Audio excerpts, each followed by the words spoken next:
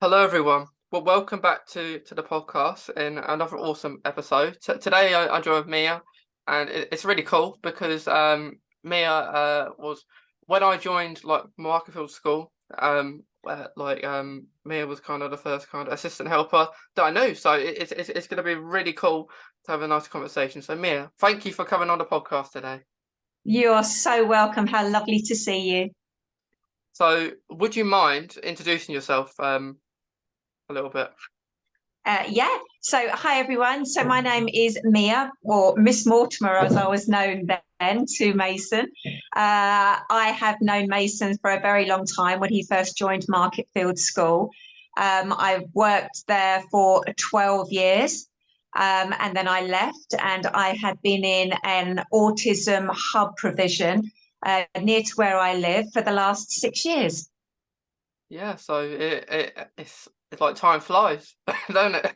It certainly does. When I see how far you've come and the fact that you're now interviewing me on a podcast, yes, time certainly does go quickly, my friend. It really does. Yeah, like year eight, I think I joined at school. So back then I wouldn't be able to do this. So you're right. Exactly. And how wonderful that I am getting to see that. I can still remember very clearly that day that you walked into Marketfield and into Miss Manning's class and the fun that we had. But from seeing that kind of shy introvert, a little bit insular, young lad to who you are today, and the fact that you've grown exponentially is incredible. I'm very proud of you. You know what I thought though, like when I was there, or like at that time, like I think why the main reason I was shy because it wasn't just when I joined. I guess it was just quite a lot of the time. It probably thought like why if other people think of me differently if I say something, or if someone asks me a question, I say it wrong, I'll just feel silly. Yeah, I think so many children, when they first join a school, it's all kind of quite fearful. I mean, please correct me if I'm wrong, but I would imagine that you didn't have a very successful experience in your school prior to coming to Marketfield. So I think you're already coming with some fears and some insecurities. So again, that fear of saying something and getting it wrong, it can be very, very difficult when you first go into school. But I'd like to think that the team around you and the children around you hopefully broke down some of those perceptions. And I certainly saw you grow in confidence quite quickly, actually, from what I remember. Yeah, it was quite quickly, like I think because I guess in time people looked up to me, which I never had before, like at schools before, which was quite cool because if for example, like there was a big football pitch, especially at the first one, before it all got moved a bit later on. Yeah. Um, so it was really cool to have that, and yeah, like you say, you have the people around you who know what they're doing a little bit more. Absolutely. And I think not only will you see children that are very similar to you and might have the same kind of anxiety or a little bit of fear, or, perhaps, a few emotional or learning difficulties. So all of a sudden you don't feel quite so isolated. You don't think that you're the odd one out, which I think is, immensely comforting, that when you first join a school, you're like, oh, okay, somebody else is going to be a bit like me. Mm. And then from that, your confidence grows, your self esteem, you're making friendships. And all of a sudden, I think you find your own voice and people are interested in what you have to say. But it's like anything. Firstly, you have to feel safe and you have to feel warm and contained, that kind of Maslow's hierarchy of needs. All of those things have got to be met before you feel confident. And I think within a short time, I watched that confidence come. And like you said, from the being on the football pitch to speaking out in class to, taking part in assemblies, it was a wonderful thing, but it does take time. Yeah, it took a good, I guess, it's hard because like you get used to at the school we was at and then moved, like Yeah. like it moved, and I think it was a smaller environment as well, where we Yeah, did go to. yeah, absolutely. But like I said, obviously something wasn't working in the school that you were before.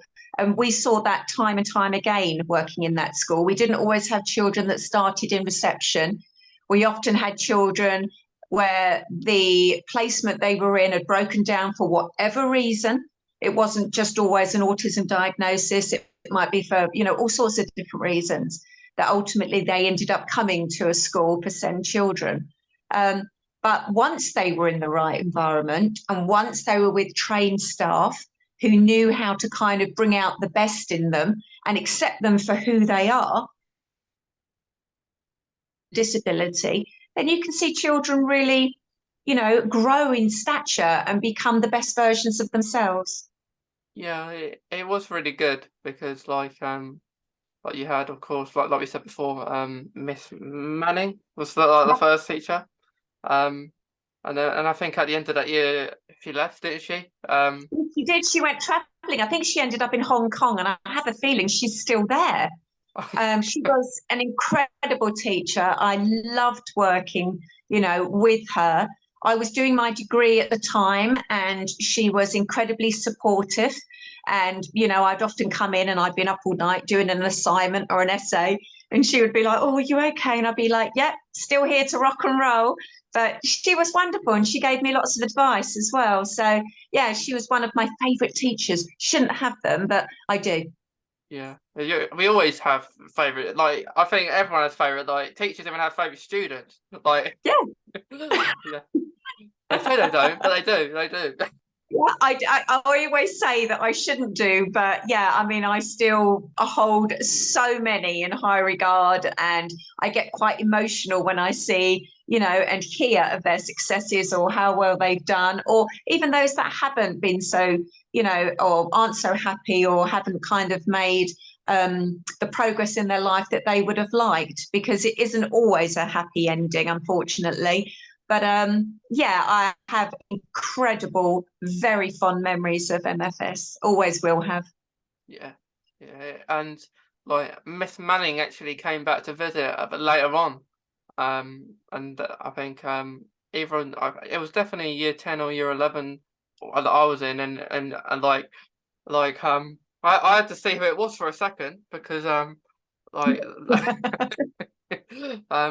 because I think Miss Manning came up to me and said, Mason, do you recognise me? And I said, oh yeah, I recognise you now.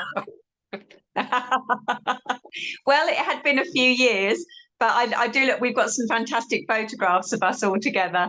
And yeah, like I said, I do remember her very fondly. I haven't spoken to her for a few years, but as far as I know, she's still in Hong Kong.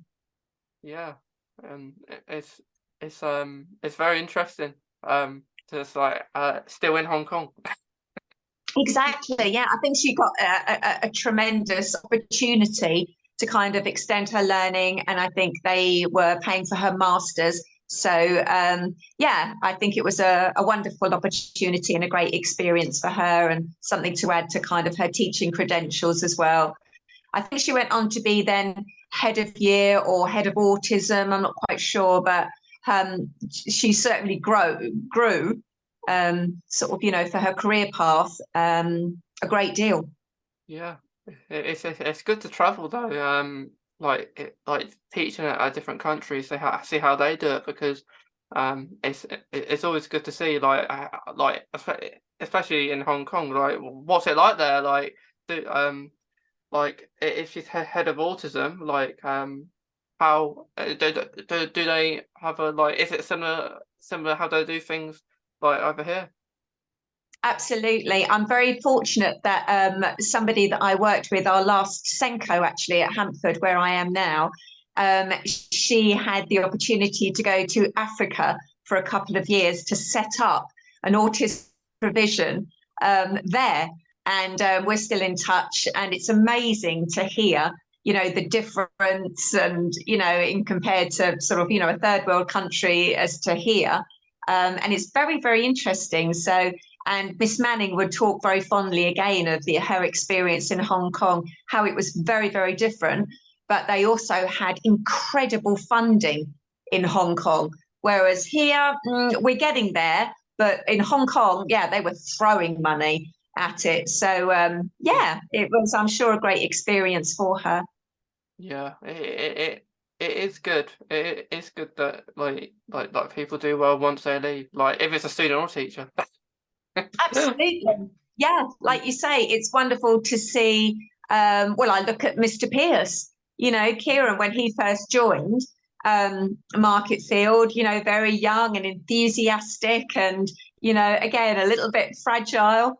And to watch his growth and see where he is today, a bit like you and Charlie and lots of people that have kind of gone through their own personal journey. I mean, I couldn't be prouder if I tried. It's wonderful the things that he's achieved and is going on to achieve. A bit like yourself, Mason. They're all success stories after all. Yeah, that they are, and like you say, I remember Kieran Pierce. Like I always remember him from like being in charge of like sports and everything like that. He loved Because his sport. He was yeah, brilliant. yeah, I think he's quite in like in trips and stuff like that. Because he wasn't like a helper assistant as well, but I didn't have him in those kind of lessons. I think it was Yeah, more. I remember. Yeah, I remember him starting as an LSA, and I remember him having a complete natural affinity with children. He could just make connections effortlessly, and children would turn to him. He had that lovely kind of enthusiasm, but empathy and kindness, and children would just gravitate towards him. So it was wonderful to see him to go on, become a teacher, to be a teacher, and now obviously his journey with the Multi Schools Council. So yeah, from small acorns, as the saying goes. Yeah, yeah, and like we said before, like a lot of people have left now to do other things, and it's really Mhm. interesting. But I guess if you go like yourself, you go there and you visit sometime, you'll think, where am I? Where's everyone gone? Yeah, exactly. Like I said, when I pop back to Marketfield, it's like, well, where's this person and where's that person? But we all evolve and we all move on and we all go on our different journeys. But yeah, I guess that's just the circle of life. Yeah, yeah, you always go do new things, like um.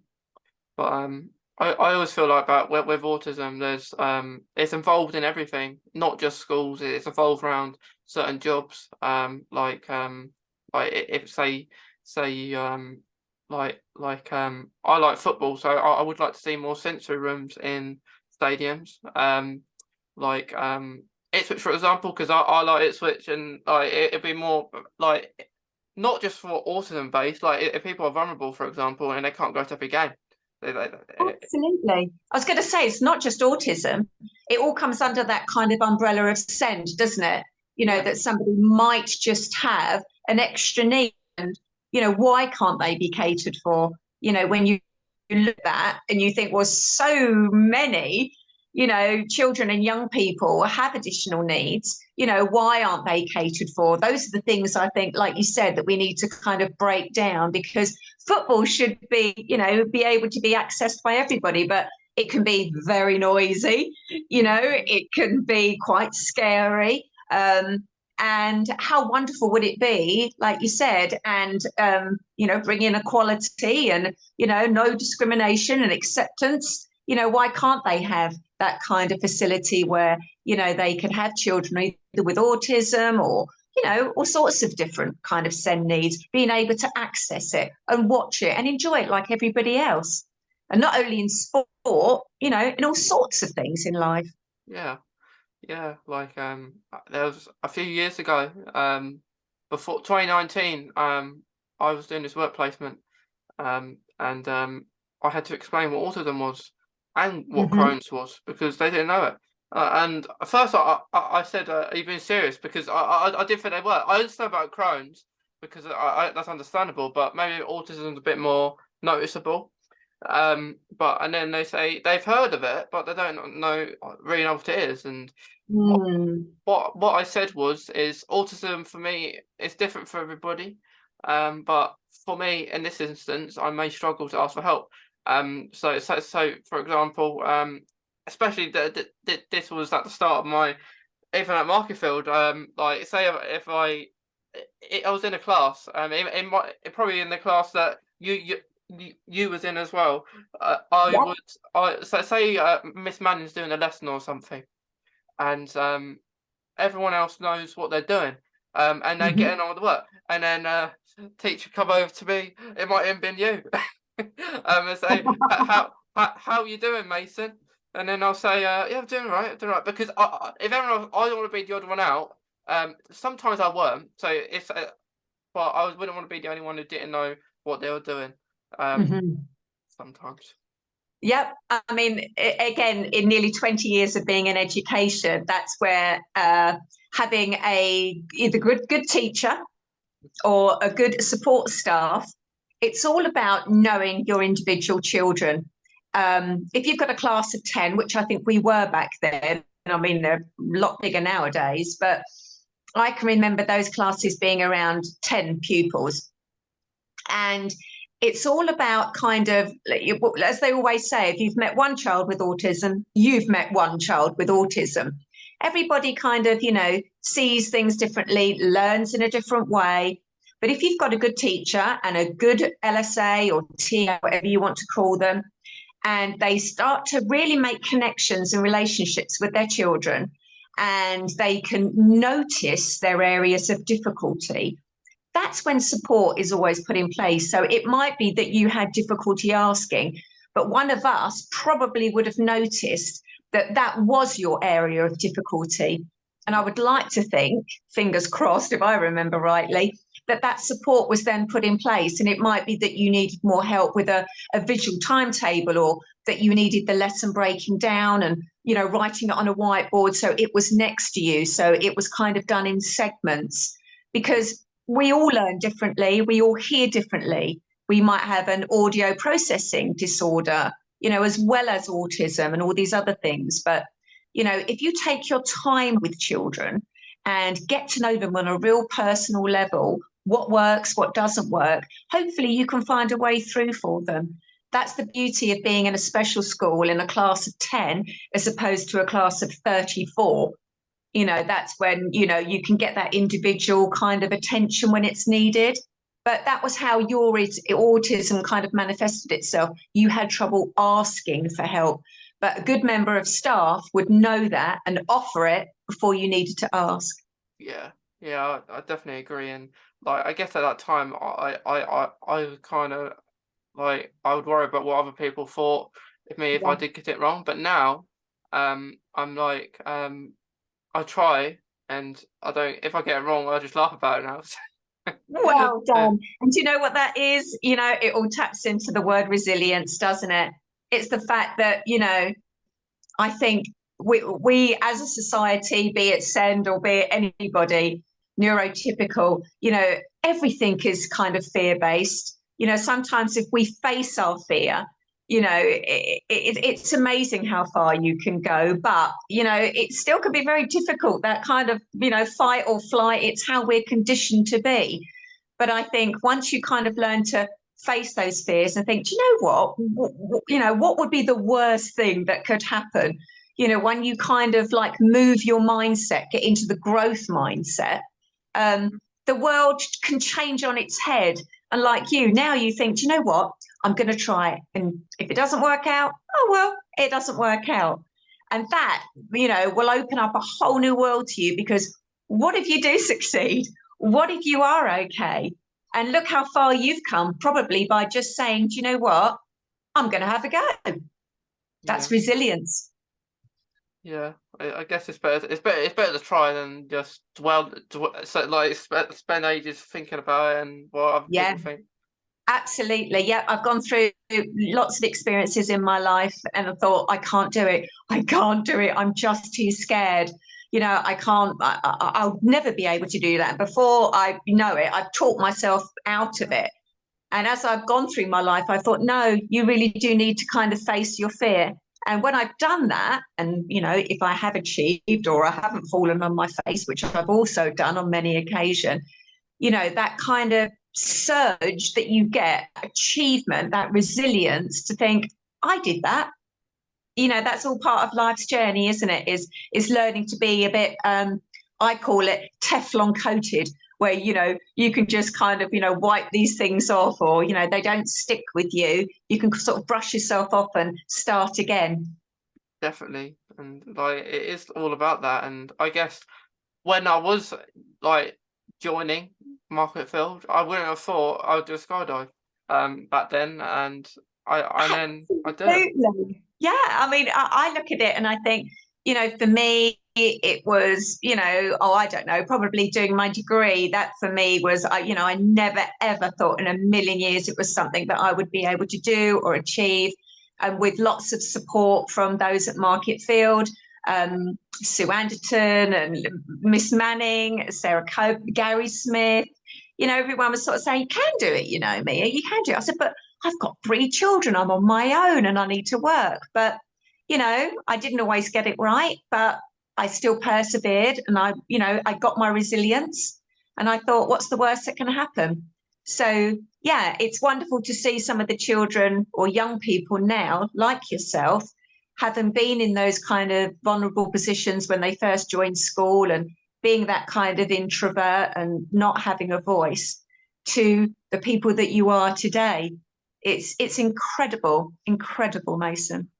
I guess I got more in like later on it was where I was more confident, and Yeah, I guess because I knew people better, um like you know, you don't get confident as soon as you're gonna join because you don't know anyone. um exactly. Yeah.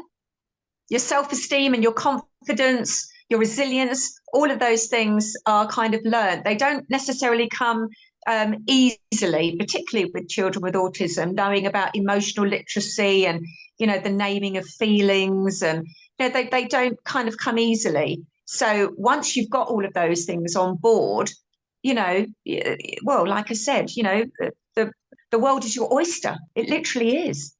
yeah, it is, yeah.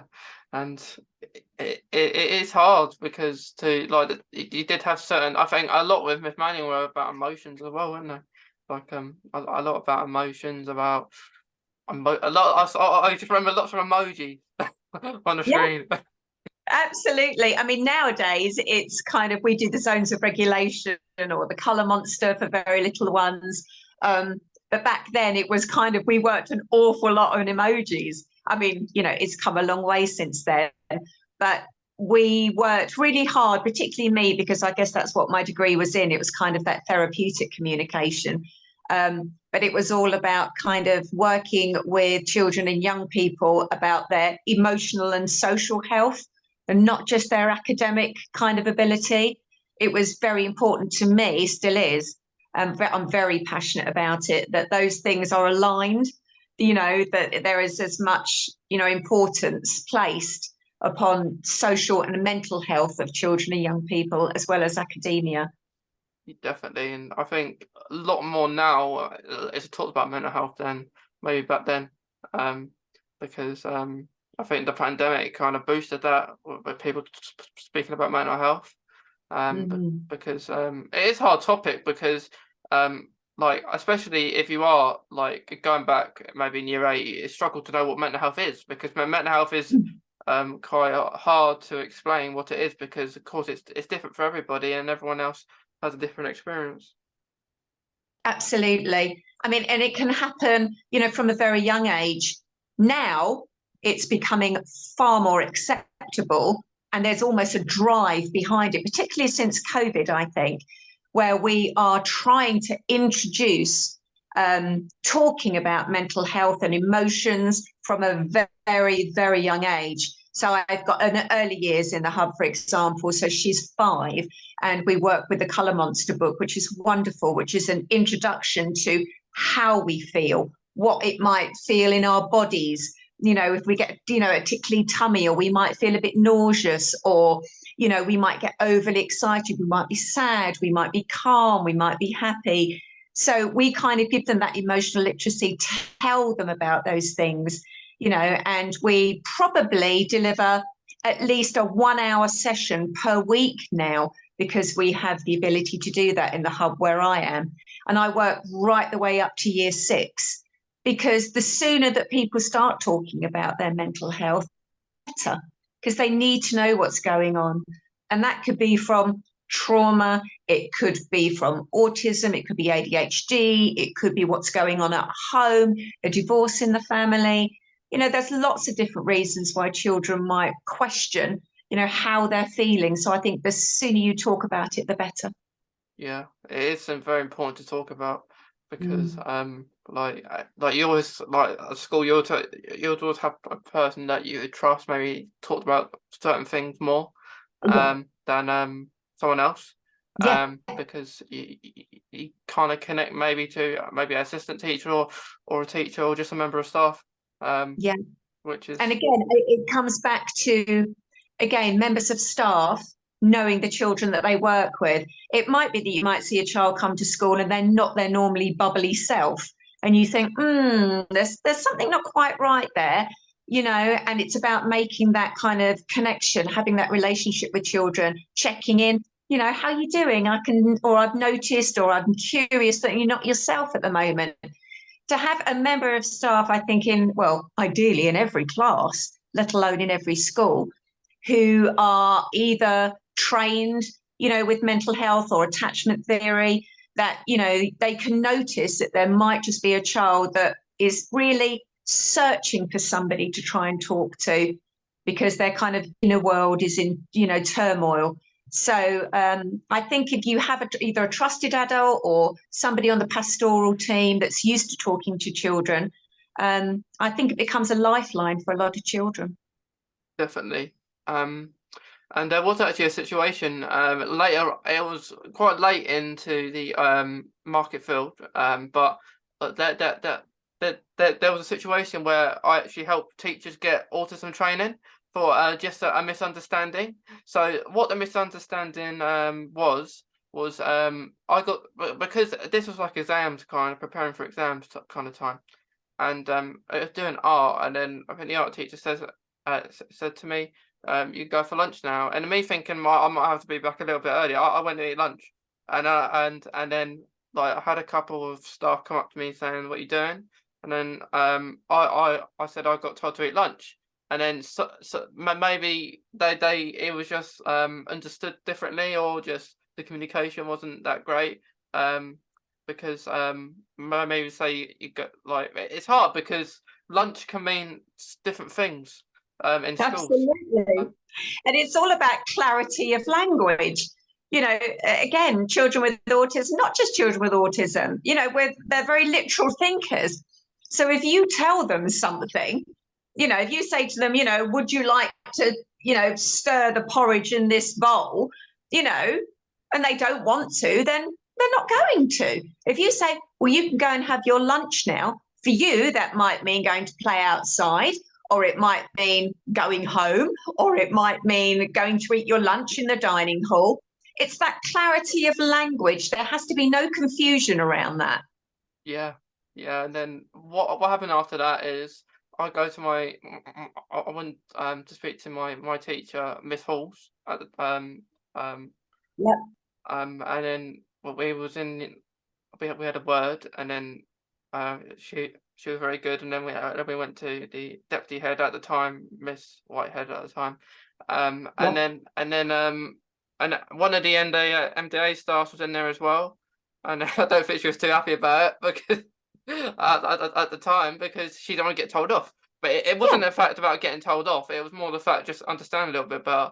And I guess absolutely. it wasn't her entire fault, because I think we were all confused. Um, and then after that, I think deputy head teacher said, what I'm going to do is everyone's going to have autism training." And I hope that did happen, because I wasn't there to witness it, but fingers crossed Well, that did I happen. was going to say, fingers crossed that it did, because, you know, there is always a staff change. You know, people come and people go. But you know, management can't rely on the fact that just because somebody comes to work in a SEND school, then they're not automatically going to know you know, what autism is or what ADHD is or ODD or, you know, any of them. And I think everyone should go into a SEND school with a basic training of kind of, you know, what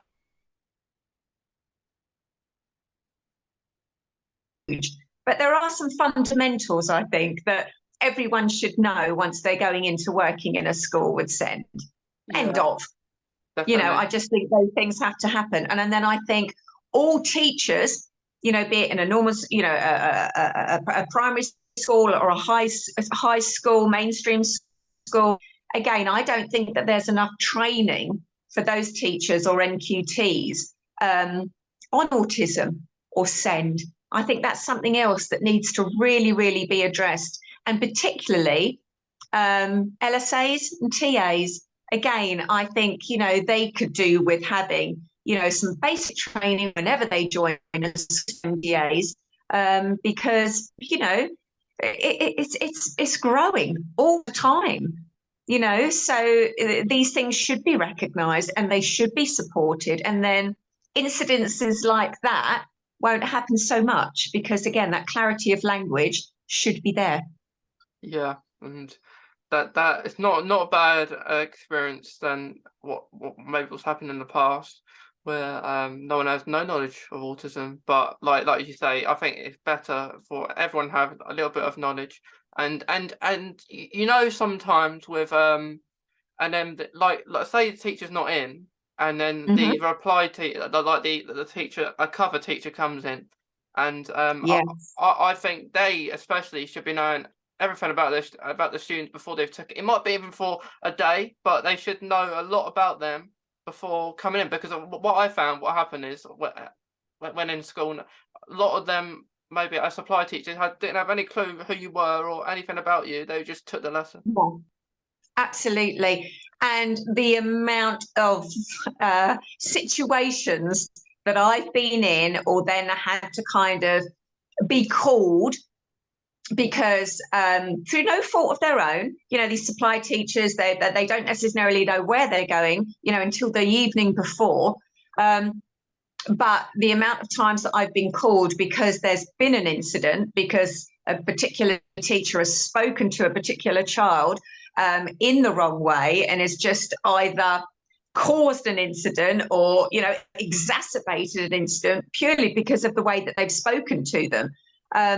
You're right. I think knowledge is power after all. And, you know, these incidences then probably wouldn't happen if they had a basic knowledge of what they were walking into. If I'm ever in a situation like that, if we have a cover teacher come in, I normally would just turn around and give them just what I call those basics. You know, we might have 2 or 3 children in here that are on the spectrum, but don't worry, I'll make sure that, you know, I will be giving them extra support during the lessons. But, you know, if you see us leaving or if you see me kind of working with them, then, you know, please just know that's what I'm doing. Because, you know, it can be very difficult, particularly in a mainstream school, when you might have 3 children with, you know, an extra, excuse me, need, and 30 children that are ready to learn. So I think it can be very difficult for supply teachers, but, you know, the more knowledge that you have of your pupils, the better. Yeah, because like, especially like in maybe a mainstream school, I found like the teacher expect everyone to do it, like and complete it at the same time. Like everyone knows what they're doing. They treat you like that. Um, Mm. and that there was actually a situation where I got told to go. I've said this lots of times. I always bring it up because I think it's really important. And Mhm. this was ages ago.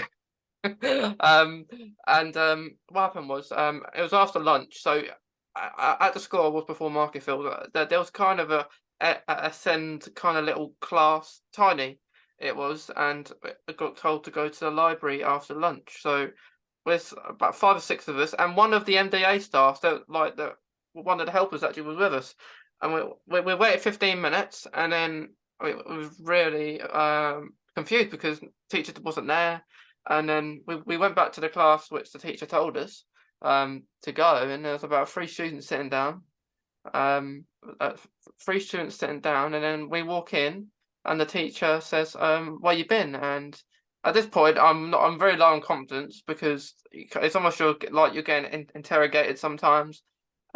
Yeah, And what they said is like there was no kind of talk about it. It was just like you the teacher just said you should have been here. You got detention tomorrow. And the following day, that like the head of year they called it. So yeah, like you have, because the school's massive, like yeah, you just have a head teacher for your year, and then, which I thought this was really irrelevant, and this could have been revolved so very differently. And so the head of year got brought down, took about all of us out who were waiting outside the library, and then the tone, like me now, I would be probably having a maybe a little argument or a confrontation with the head of year, but me then was so low in confidence, and no one else yeah. spoke up because he was the teacher was like, "Why were you all late to lesson yesterday?"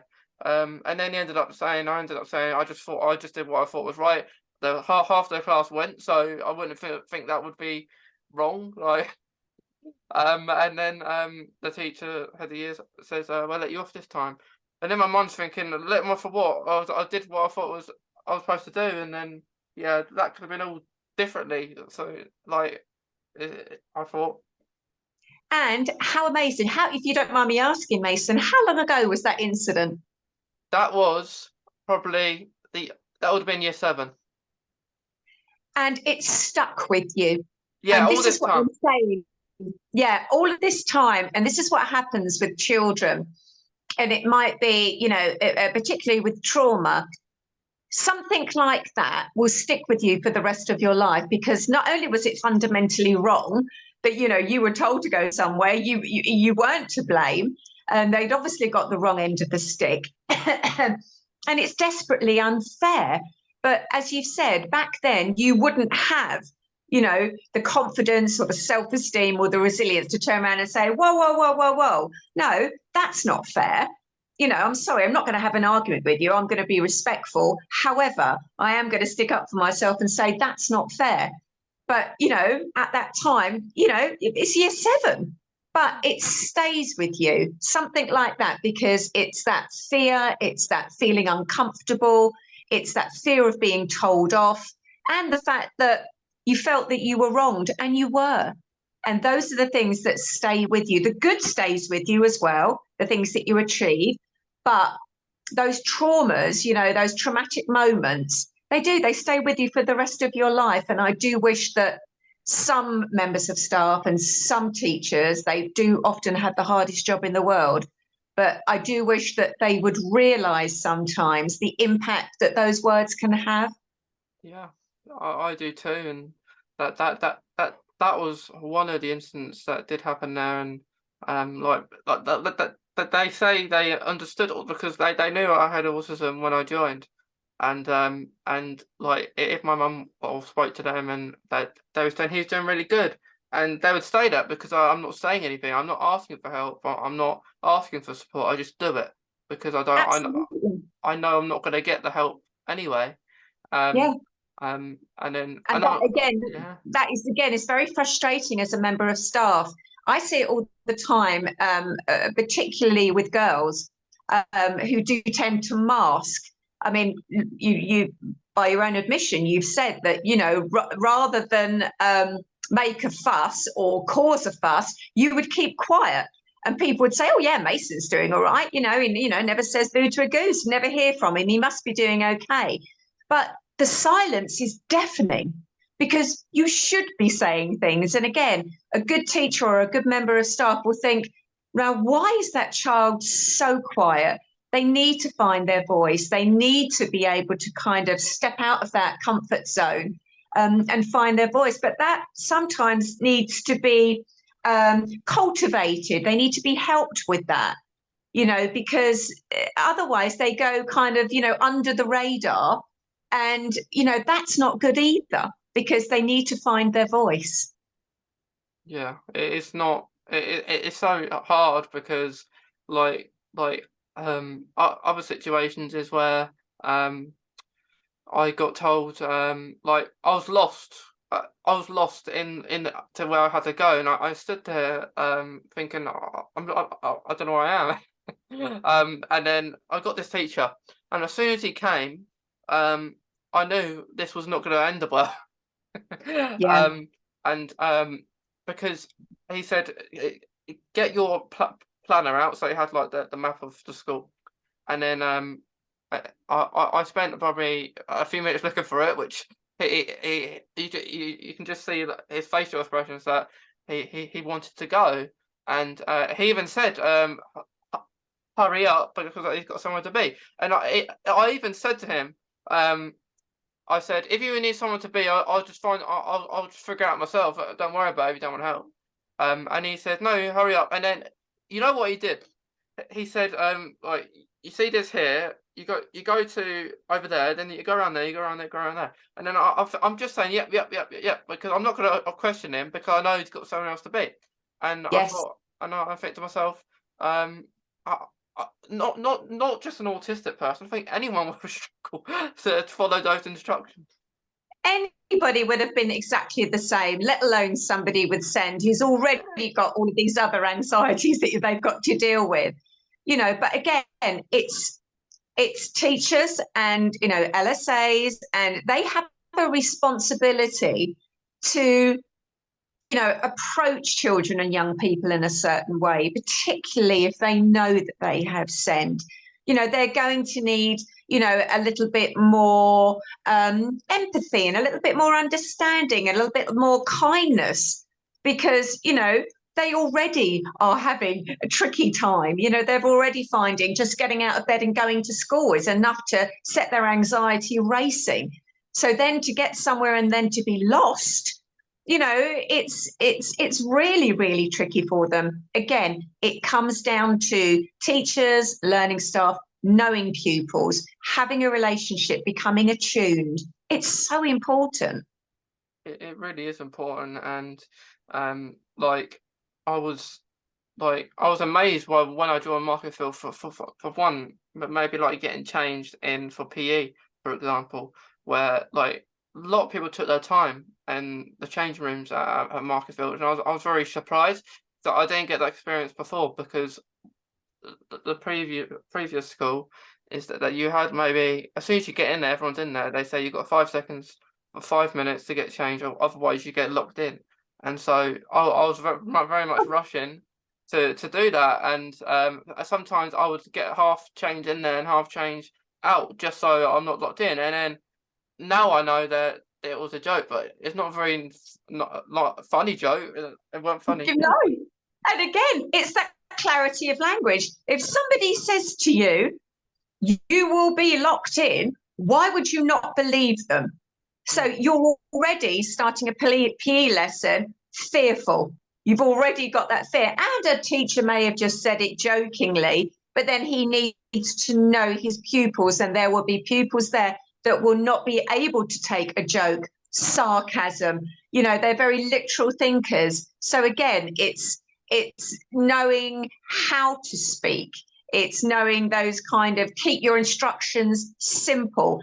Ask them, "Do you understand what it is that I've said to you? Could you repeat it back to me?" Just to make sure that they've got it, but do it kindly. Don't shout it out. At Marketfield, again, I think the approach to children was very different because, people had worked there, they'd known children and they'd had training. And like you've said, that is something that I think there needs to be more of. There needs to be more awareness of autism, full stop. But certainly within an institution, where that's where you're sending your children because they have autism. Yeah, yeah, and and speaking of that, is where there was situations where some children weren't even naughty and they got told off. For example, if you maybe spoke when a teacher was speaking, you get his attention, and there was actually there was an isolation room in the previous school I went to. So if people went there, they would be put in the isolation room. And I never got to experience the isolation room, but I knew other people who were autistic did, and it didn't seem that friendly because I think the door was locked and everything, and you just sitting there, and But people. again, that could then, that could be a reenactment of a trauma that a child had faced before in their own personal life. It could be the fact that they were going into an isolation room on their own, or even with just another child. That could be enough to be a trigger, to then some, really, really difficult and frightening behaviors. It's knowing, I think in a mainstream school, it's kind of the done thing. But I think the mainstream schools now are becoming more and more aware of how they speak to children, young people, what they can do and what they can't do, what might pour fire on petrol on an already simmering, condition. They have to be far more educated about children with SEND or children that have faced trauma or attachment difficulties. Yeah, like I did have some good experiences here. There were like very very experiences. Like I liked a few teachers. Probably made one friend there. I made a few friends, but I'm not. I was confused if people liked me or not because like maybe the way they spoke and, like you say, language. Yes, again, it's the clarity of language. But then moving on to another school, it was very evident that you weren't going to reach your fullest potential being there. To moving to Marketfield and then seeing you kind of be, with your peers who were, felt very similar, or that have possibly had the same condition as yourself, or you were recognizing that somebody else might have anxiety or might be unsure of what they were doing. And all of a sudden, that feeling safe and feeling contained and not judged becomes like oxygen. It's what you need to breathe. It's what you need to kind of be able to then, put the next foot after another as you're going through your life. You've got to have those basics, haven't you? You've got to feel contained and safe and accepted before you can even begin your academic journey. So I'm just so thankful that you came to Marketfield. And like I said, look at where you are today. It's incredible. Yeah, it's good. It's very good because it did really well. It worked out really well, I think. And like it's very I know hard. it did. I don't think there's any think about it. I know it did. Like I said, from the young lad that I first met to the gentleman that I'm speaking to today is very different, Mason. Very, very different. You've come a long way. But that's testament to you, and finding your way and gaining in your confidence and your resilience and your self-esteem and, putting yourself into probably some uncomfortable, positions as, skydiving or doing a bungee jump or whatever. You're thinking, do you know what? I'm going to try it. And I think that mind over matter is probably, the area you've probably grown the most. Yeah, and even the first like maybe trip like away with Marketfield, that probably was like quite a big step because I think it might have been even the first year I joined. Like I went there and I think it was Danbury, wasn't it? Yes, it was. And I remember what I think one of the Danbury ones. It was raining and we had to go, but we had to go home. I remember that where it flooded. Yeah. Everything, the tents were sliding down the field. Yeah, and I took my phone. I took my phone and I hid it really well. I did. And I think I don't want to drench it. I remember it well. I can remember everybody coming back to school. And obviously it had to be cancelled because it was literally a torrential. I think that was one of the few occasions where they actually did have to cancel it, which was such a shame. Yeah. But again, for a child or a young person to stay away from home, if they've got a lovely, healthy attachment with their parents, carers, that first time away from home where you haven't got, that close proximity of a family member, that in itself can be so daunting. But it's that step into kind of the next stage of your life, being independent and being a little bit more sort of daring and, into adulthood. it's, you know, all of these moments that you go through in your life, you know, are terribly important. That's your foundations for the rest of your life. Terrifying, you know, really scary. But again, how wonderful that you tried. There's so many children that sadly, and young people that just don't have that capacity. You know, they don't go out, they don't leave home, they don't go to school, you know, and the fact that, you know, you did and faced it, yeah, like I said, that's all down to you, my friend. Yeah, and it was very understanding. Because I actually got diagnosed when I was at Marketfield with Crohn's, and a lot of them Um, were quite. That was actually in the last year, so it was like exams in last year, year 11. And yeah, at that time, I was doing this drama course, and only a couple of us was there, and I just took maybe 2 weeks, and they adjusted it so I could still take part in it. So they're very understanding. Like if that was somewhere else, I don't think they would have been no, as they understanding. probably wouldn't. No. How, what drama was it that you were doing?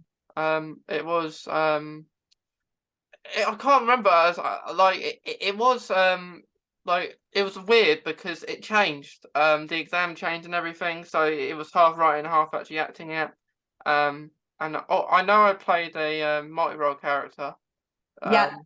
I can I remember. always remember, again, one of my favourite things to do at Marketfield was to get to watch the productions, because it was always, you know, one of those things where you would see some children just literally get into character, and to be able to act gave them this kind of sense of confidence that came from nowhere. And the incredible Trudy Halls, who was wonderful, Miss Springle, who obviously was her sidekick, and Mr. Pierce, of course, Kieran. You know, they were quite a lovely little trio for a long time.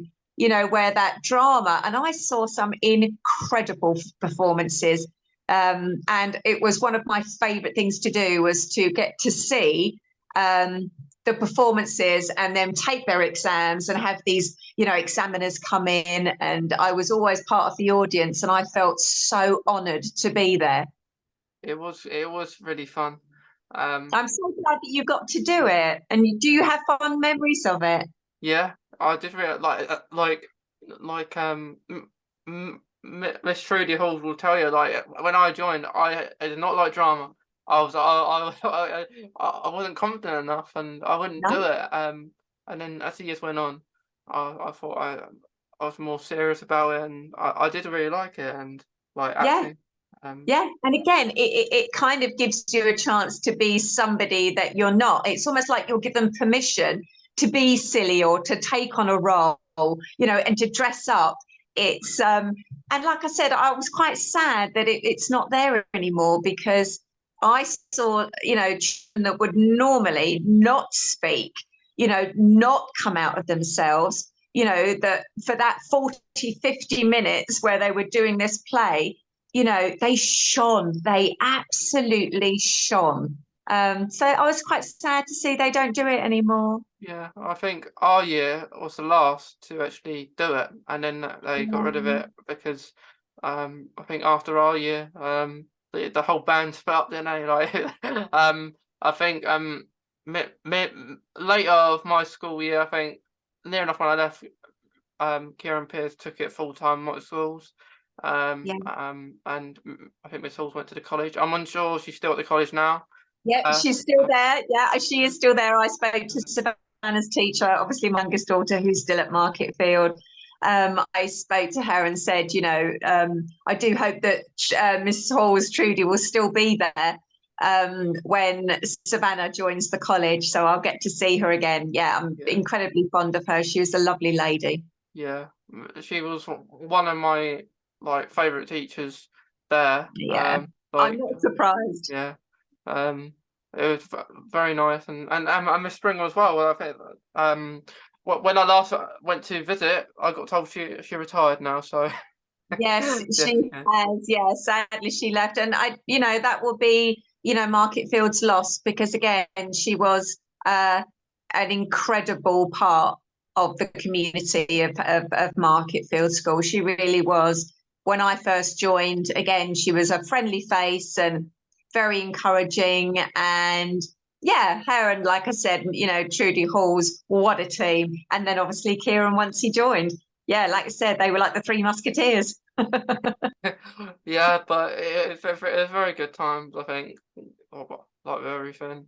It's so lovely that you've still got so many fond memories of it all, and it's lovely that you're now kind of involved with the Multi Schools Council as well, and that you're able to kind of compare and hold these events. It's incredible. How does it feel to do that?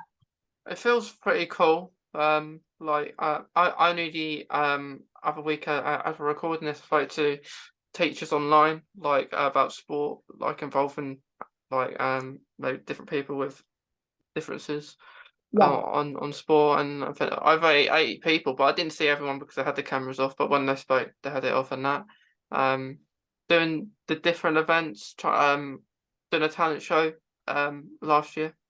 yeah, Um, which it's pretty cool. Like doing all, I guess doing more now since like maybe when I was at school or when the motor school yeah. was there. Like there's more to do now. Like I think Of course. near And I enough have a think meeting every week, so it's pretty cool. Yeah, and I think that that's just going to grow and grow. But like I said, if you'd had said to me that Mason Milne was going to stand up in front of a crowd of people, and host a show and introduce acts and all the rest of it, I would have said no way. But yeah, I mean, I think if they do one again, I'm really going to try and make the effort to get there this time, because Mm. it's wonderful to see that the journey that they're on and the success that they are, and the fact that they've got another couple of members of the team as well. It's just, like I said, it's just going from strength to strength, and it's wonderful that you and Connell and so many other people are still part of it. Yeah, and I think they're gonna try and do a talent show every year now. I think like Yeah, wouldn't that be incredible? yeah, because it that was really fun. It's probably one of my first person events that I've done since the pandemic. So it took a lot for me to do it because I was thinking if I should do it or not, and then I decided I'll do it. And I'll just tell people if they maybe are too close to me, I'll say it. And Yeah, I did a little speech at the start, and I did address it, and like I was pretty nervous at the start as well, considering I do a lot of those things anyway now. But I was quite nervous because it's a bit yeah. different to maybe like something like this on here. Yeah, I mean, Yeah, you've got a screen in front of you. You're in your own personal space. You've got your own personal things around you. Then to meet somebody, face to face, and have them kind of in that close proximity. Now that's very different. I always think that if you're going to be a live speaker, or you're going to be somebody that gives speeches, and that's tough. That can be really anxiety provoking, I think. yeah, But again, I take my hat off to you. You faced your fear. You did it. You thought, okay, I know I'm nervous. Okay, I know I don't feel very confident, but I'm going to take that fear and I'm going to run with it. Your resilience is there for everyone to see. it's great. It's really great just to do it, I guess, because I wouldn't be able to do that, like we say, all those years ago. Exactly. Like I said, and it's not really that long ago. How old are you now? 21 now. Yeah, 20. Well, of course, you've just turned 21. It's not that long ago, Mason. It really isn't. Yeah. It's quite a short period of time. For you to have that much growth, is quite incredible. It really is. Yeah, I guess as you get older, like you may feel it's a bit a long time ago. Yeah. Uh, It really does. I mean, for me, the time's just going so scary. It's just, yeah, it's going way too fast. But mm, like I said, it's in many ways, it seems like yesterday that we were at Oldham and Blackstone. And in other ways, it seems like, 10, 20 years ago. But yeah, like I said, the very, very fond memories are still there, mm, because we did have some fun in that class. yeah. I did the thing I did like about it was that I liked it that like it had maybe like 10 or so people, not like 20, 30 people in the class like I was Yeah, used to, and it was much yeah, better like environment because you don't get exactly. crowded. Yeah, and you know, as I've said before, when I was first at Marketfield, that, you know, 10 was the maximum. I know it's up to about 16, 17 now, and I do hope that they cap it there, because part of the beauty of Marketfield was that kind of very personal, bespoke approach. And, you know, if you've got one teacher and 2 or 3 LSAs, you can deliver that. So if you have a child that is struggling, needs a little bit more individual attention, it could be, you know, with their academic work, or it could be with their social and emotional development. You've got the staff to do it, you know. So, you know, it's a special, so by definition it needs special people working there, you know, that can kind of deliver that, and that they need it. So yeah, I do hope that it doesn't grow anymore, because Yeah. like I said, whereas you, and even my own experience with my own daughter, who's completely lost at mainstream school, who has blossomed since she's been at Marketfield School, because I think her needs are understood and she's heard, much like I think that you were. Yeah, it's good though. It's good that she's doing well, because at Yeah. Marketfield. Yeah, she is. And like I said, she, you know, there will be many things that she possibly won't be able to do in her life, but I will make sure that there are plenty of things that she can. Yeah, And like I said, we need to break down those perceptions. So I'm hoping by the time that she gets to be able to go out to work, that, you know, the working community are going to be a lot more accepting of children with SEND, and there's going to be a lot more availability, you know, for them to have a job and not to be discriminated against, because, you know, she has a right to be able to contribute to the world and the community. So I hope that we can find something that she can get excited about, yeah, and that she can yeah, ultimately be happy. I want her to be happy and to have a purpose to get up every day.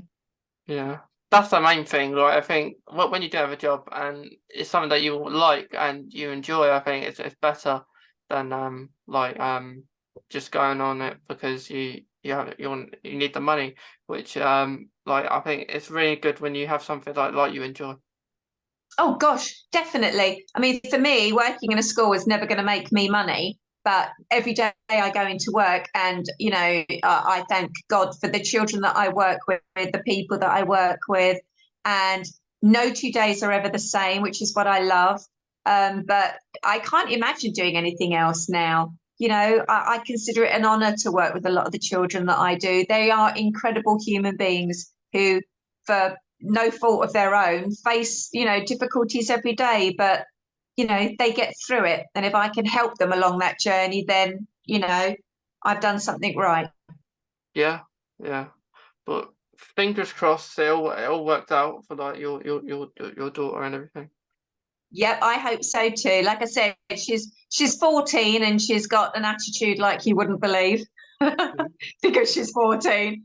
But yeah. at the same time, you know, she's bubbly, and socially she's coming along beautifully. She's horse riding now, which is incredible. I'm so pleased that she's got a hobby, and it's not in her bedroom all of the time, which is great. I understand that she needs to be there, and that's fine. But yeah, she's a good girl. I'm proud of her and how far she's come. Yeah, yeah. Really good to hear because like I think Marketfield is a place where it's helped lots of people do things and boost confidence. So horse riding is a good hobby. Maybe the Grand National one Yeah, it day. is. Maybe the Grand National. Wow. I don't know if I think she's too tall already, to be honest with you, Yeah. because I'd be quite short to be a jockey, but Right. she's certainly enjoying it. And, you know, she loves working with animals. Maybe that will be something she'll do in the future. Who knows? But Maybe. I don't want to put any kind of brakes on anything that she wants to do. Just say to her, you know, have a goal, you know, be enthusiastic about things, and you can or do anything that you want to do. So that, yeah, it's okay for her to have dreams. It really is. Why not? Yeah, dreams when I was at school because they tell you you got to think about what you want to do as a job, don't you? And like I always get teachers saying to me, you especially like Miss Halls for example, like you have to answer, but you're not going to know what you want to do, yeah? Like No, of course you're not. And I think that, it's something that might be something that you're passionate about from a very young age, or it might not be something that you get into till later on in your life. Mhm. We're all very different, and we all develop at a very different rate, don't we? So, but again, I think that my dad, again, always used to say to me, if you find something that you love, it won't feel like going to work. And that's how I feel about working with children. It just seems a bit uh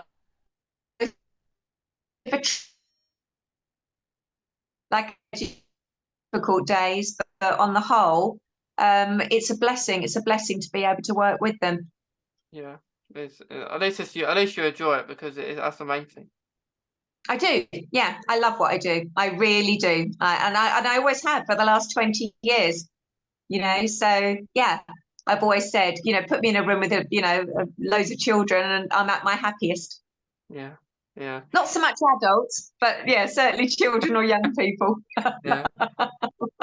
He was always very friendly with me. Oh, thank you, Mason. Like I said, I do remember you very fondly, and thank you so much for inviting me on here today. It's been lovely to catch up with you and to, talk about autism and schools. And yeah, thank you for having me. Again, it's an honour. Thank you for asking. But thank you for coming on, Mia, because like you say, it's been lovely to talk to you. A really good catch up. And I guess we could speak about it all day, but we have to go at some point. We do, absolutely, Yeah, because otherwise yeah, Savannah's going to be saying, "Where's yeah, my dinner?" yeah. Yeah, so But it has. It's been a pleasure, Mason. It has. thank you, Mia, and it's been awesome speaking to you. Okay, you take care of yourself. See ya. Bye. Bye bye. Bye.